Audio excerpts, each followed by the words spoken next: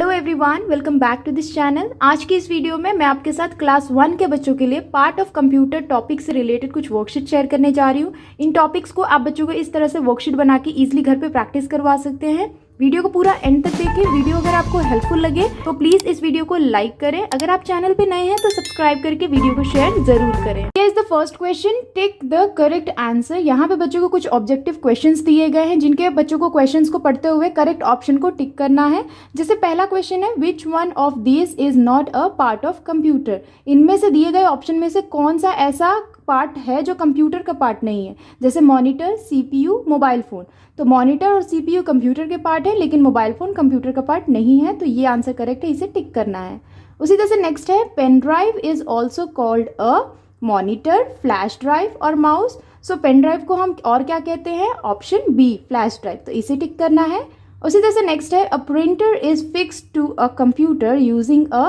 Printer को हम fix करते हैं कंप्यूटर से किस तरह से? वायर के थ्रू, माउस के थ्रू या पेन ड्राइव के through? So answer is wire, A option correct है। Same way next question, keyboard buttons are called. Option A pins, option B keys and option C clicks. तो keyboard के buttons को हम क्या कहते हैं? Option B, keys.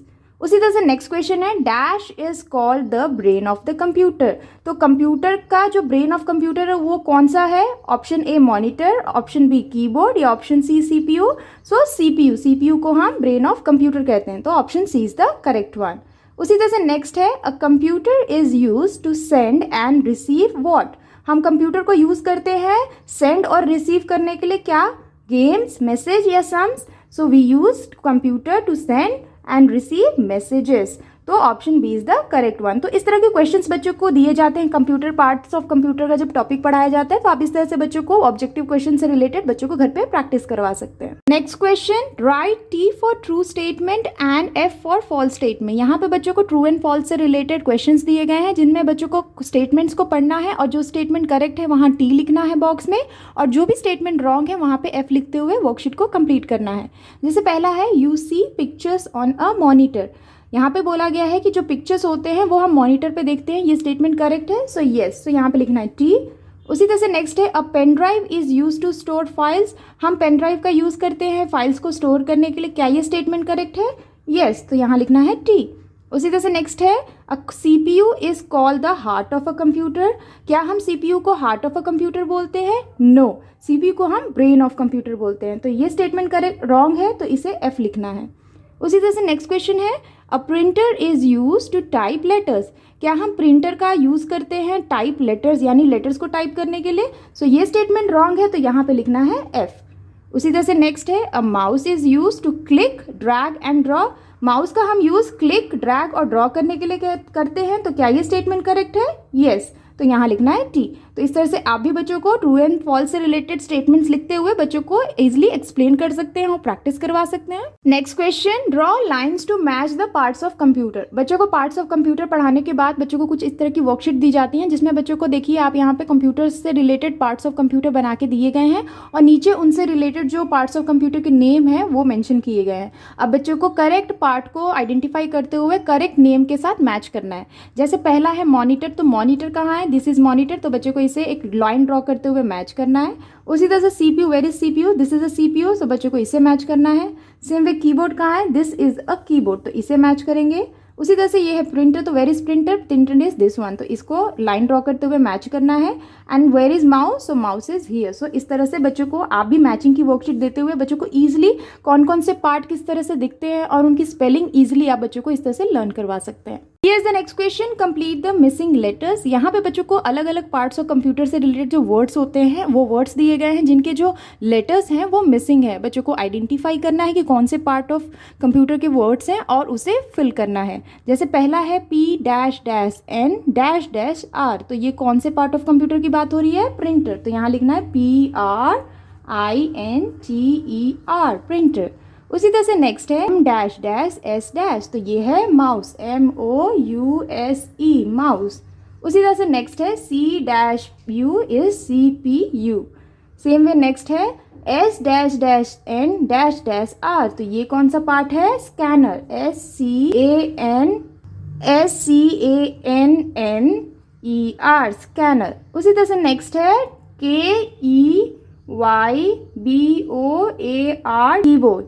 उसी तरह से नेक्स्ट है MONITER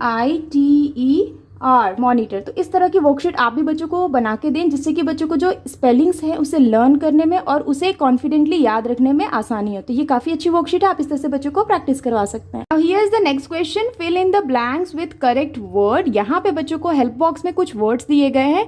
इन हेल्प बॉक्स के वर्ड से रिलेटेड बच्चों को दिए गए सेंटेंस के जो भी फिलिंग द ब्लैंक्स है उन्हें फिल करना है। जैसे पहला क्वेश्चन है, a dash has many keys.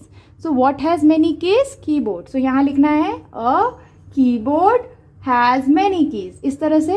Same way next question है, dash are used for listening to music. So what are used for listening to music? Speakers. तो यहाँ लिखना है speakers are used for listening to music. उसी तरह से next question है, CPU is also called the dash of the computer. So CPU is also called the brain of the computer.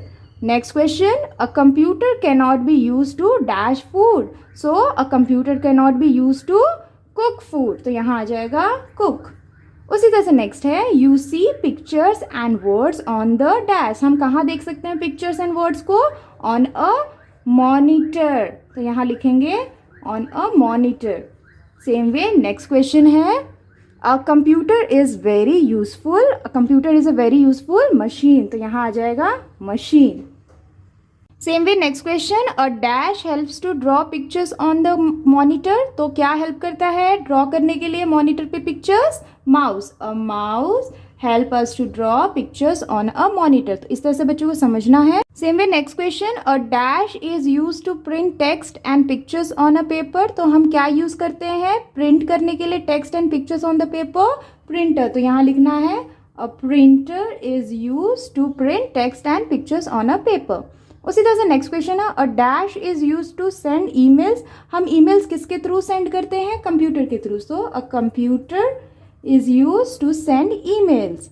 Same way next question, a speaker is use to listen. हम speaker का use किस लिए करते हैं? क्या सुनने के लिए? म्यूजिक।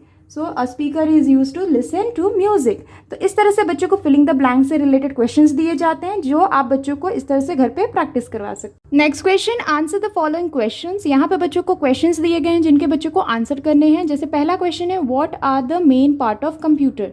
सो बच्चों को मेन पार्ट्स ऑफ कंप्यूटर कौन कौन से होते हैं? जैसे mouse, keyboard, CPU and monitor are the 4 main parts of computer. तो कुछ इस तरह से बच्चों को इसे आंसर करना है। उसी तरह से नेक्स्ट क्वेश्चन है, what is CPU full form. बच्चों को CPU का जो फुल फॉर्म होता है वो लिखना है। जैसे आंसर हो जाएगा, central processing unit is the full form of CPU। तो इस तरह से बच्चों को इसे आंसर करना है। उसी तरह से नेक्स्ट क्वेश्चन है, what is keyboard used for. हम कीबोर्ड का यूज क्यों करते हैं? सो आंसर है, keyboard is used for typing letters and numbers. तो कुछ इस तरह से बच्चों को इसे आंसर करना है। Same way next question, what does a monitor shows us. Monitor हमें क्या शो करता है? So answer is, monitor shows us what we type on the screen. तो कुछ इस तरह से बच्चों को आंसर करना है।